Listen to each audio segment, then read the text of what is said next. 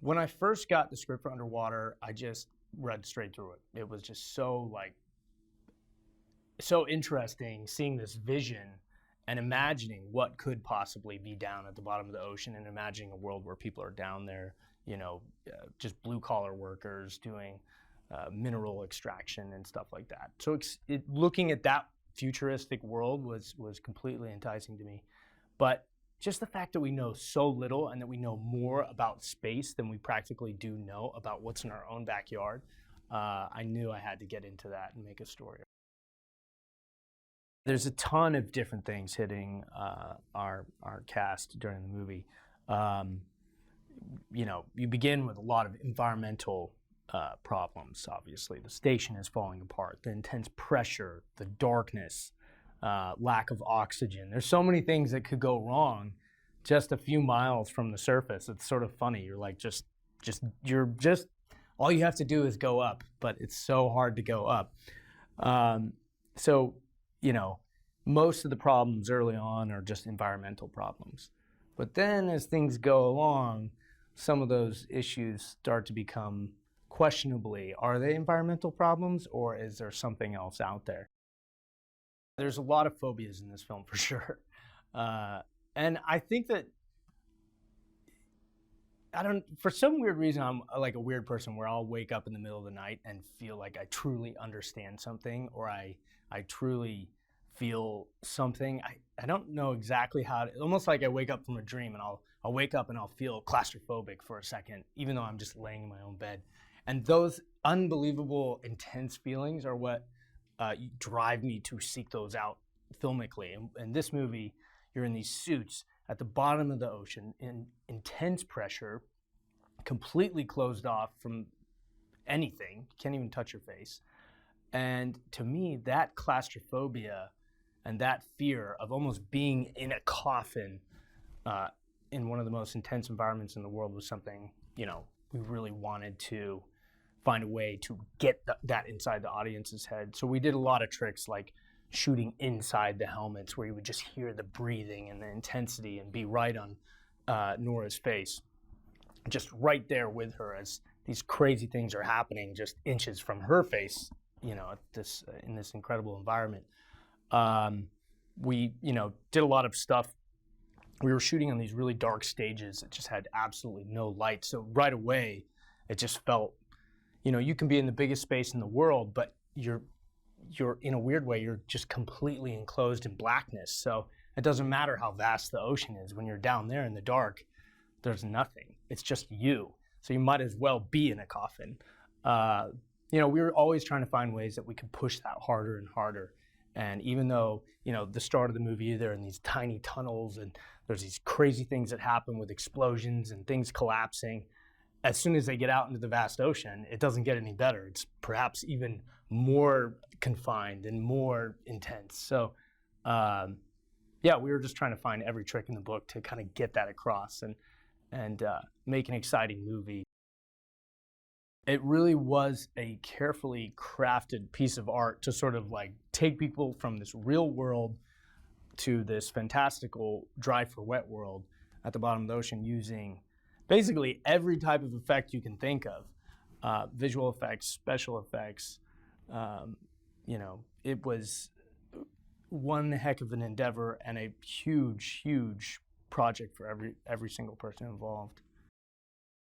Underwater is a movie at the bottom of the ocean, but we're not really at the bottom of the ocean. So we're using a ton of technologies to get there. Special effects, visual effects, you name it. If there's effects, it's in it. We used a lot of crazy technologies to get there.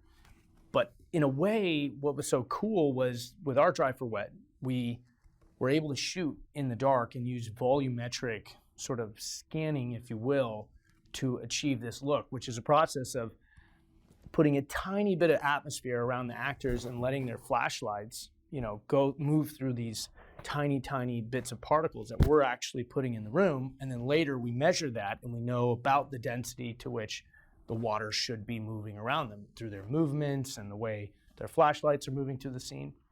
And what's so exciting about that is it enables the actors to actually be in the space, in the dark, only seeing what their flashlights see, and really feeling like they're there, which is any storyteller will tell you that's one of the most important things, because you're not asking the actor to get on a big green screen and just sort of pretend they're in the dark. They really get to be in the dark, surrounded by that claustrophobia, and really only see what's in their flashlight. Then we take that scene, measure these sort of like 3D elements that we have by having these little markers around, and then we simulate the water around that. And the results are pretty wild. So the creatures evolved quite a bit while we were filming. You sort of, because we have people mimicking them on set, but then as you get deeper and deeper into the movie in post, and the digital part starts to work itself out, you just see the parts that you love about it, and it's almost like directing an actor, but very slowly over a long period of time. You're like, oh, that's what I love about what we're doing here, so let's do that more. Or his eyes look so creepy, let's make them a little bigger. And his hands look so messed up, let's focus on that. We had to be pretty creative with our set designs, because sometimes one set had to be another set later. So we tried to make really bold choices in terms of like the ages of the sets. So they start at the Kepler, which is this much older sort of suspended pump station up in the air. And that station is really like probably a lot more steel, and just the color palettes look kind of older and a lot more rust in it. And then from there, they move later to the Roebuck station, which is a much newer station set right on the bottom.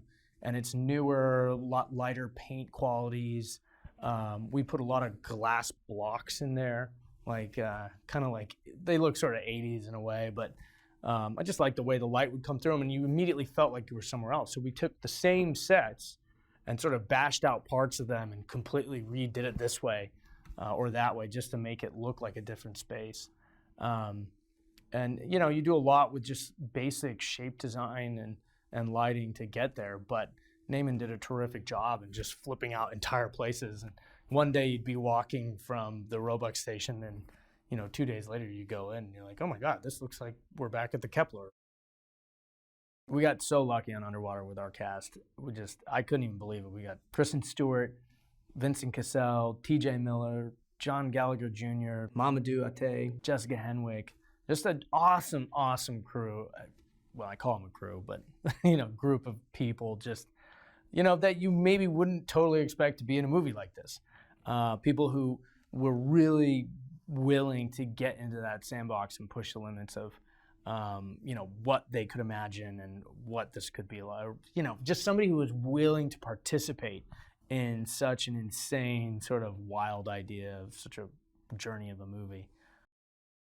Kristen Stewart, she plays Nora Price. Just crushes it. Like, literally put so much into her character. I don't deserve her. We don't deserve it. It's just like, she's so thoughtful about not just like how the character is going to appear or what they're doing, like obviously all those things, but she gets into a place that is like almost mystical in terms of like the thought process that you see is like behind her eyes as she gets into that character. I don't know, it's unbelievable to watch her work, and she's so talented, obviously. Vincent Cassel was just a powerhouse. Like, talk about a person with unbelievable gravitas and presence.